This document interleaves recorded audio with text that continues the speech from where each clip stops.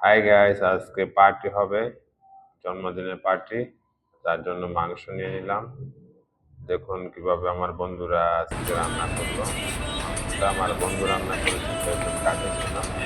সবগুলো মাংস একই সাথে দিয়ে মশলা, পেঁয়াজ, কাঁচামরিচ, আদা, রসুন বাটা সব একসাথে দিয়ে মিক্স করে তারপর ম্যান্ডারিন করে রেখে দিল। এভাবে মিক্স করে নিল। মিক্স হয়ে যাওয়ার পর কিছুক্ষণ রেখে দিল। তারপর আমার এই বন্ধু জহিরুল আর রিপন একসাথে রান্না করেছে। লাস্ট লুক, এটা শেষ। এখান থেকে আমার রান্না শুরু। প্রথমে আমি আলুটাকে একটু হলুদ মরিচ মাখিয়ে তেলে বেজে নিব।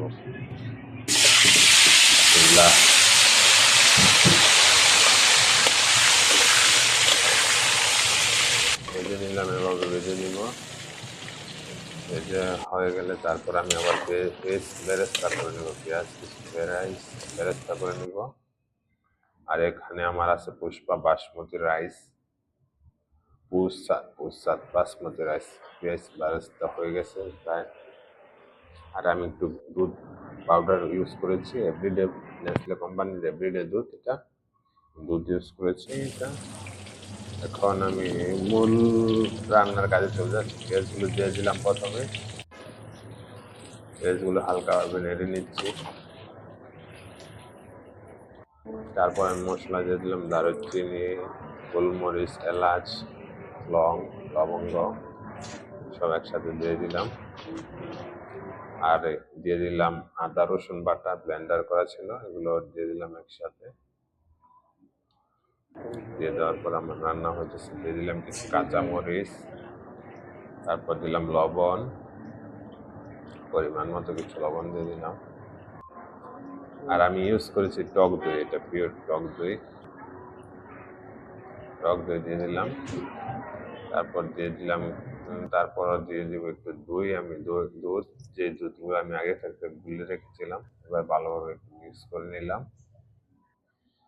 মিক্স করে নেওয়ার পরে আমি গরম করতে রাখলাম। যখন একটু পানিটা শুকিয়ে আসলো তখন আমার ধুয়ে রাখা চালগুলো ঢেলে দিলাম। ঢেলে দিয়ে নেড়ে চেড়ে মিক্স করে নিচ্ছি। মিক্স করে নিলাম, নেড়ে চেড়ে মিক্স করে নিচ্ছি। এখন আমি রান্না করার মাংসগুলো ঢেলে দিলাম উপরে। তারপর আমার কিছুক্ষণ নেড়ে চেড়ে এটা আবার মিক্স করব। মাংস ডালা হয়ে গেলে আমি আবার এটাকে মিক্স করে নিব। তারপর আমি দিয়ে দিলাম আলু। যে আলুগুলো প্রথমে আমি ভেজে রেখেছিলাম সেই আলুগুলো এখন ঢেলে দিলাম। ঢেলে দিয়ে মিক্স করে দিলাম। আর আমি এখানে ইউজ করেছি বাবাস কোম্পানির বিরিয়ানি মশলা।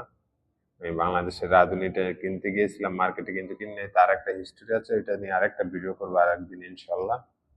তারপর আমি বাবাসটা নিলাম। তারপর আমি আরেকটা পাত্রে আমি গরম পানি দিয়ে একটু পানিটা গরম করে নিলাম। তারপর সেখানে মিক্স করা চাল আর মাংসগুলো ঢেলে দিলাম। ঢেলে নেড়ে চেড়ে মিক্স করে দিলাম। আর এদিকে আমার বন্ধু সবজি কাটতেছে, সবজি না সালাদ মেকিং করতেছে। নাম জহিরুল, চাঁদপুরের ছেলে, খুবই ভালো। আর যখন চালগুলো শুকিয়ে এই পর্যায়ে চলে আসছে তখন আমি ঘি ঢেলে দিলাম। ঘি ঢেলে দিয়ে একটু মিক্স করে নিলাম। আমার যেহেতু এটা প্রথম, কখনো রান্না করা হয় নাই, প্রথম ফার্স্ট ট্রাই করলাম বিরিয়ানি আজকে। মাশাআল্লাহ, ফাইনাল লুক এটা এসেছে আমার বিরিয়ানি। যদিও জর্জরা হয় না, একটু আটা আটার মতো হয়ে গেছে।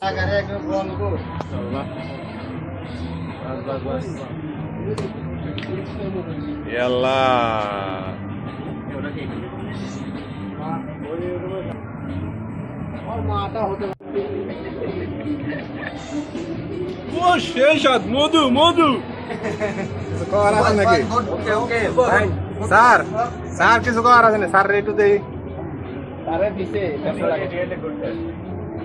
ঠিকদার বন্ধুরা কি কমেন্ট করতেছে, সে অনেস্টলি ব্রাদার, সে আল্লাহ, সে আল্লাহ নিয়ান বন্ধু করার জন্য বলতেছে ব্রাদার।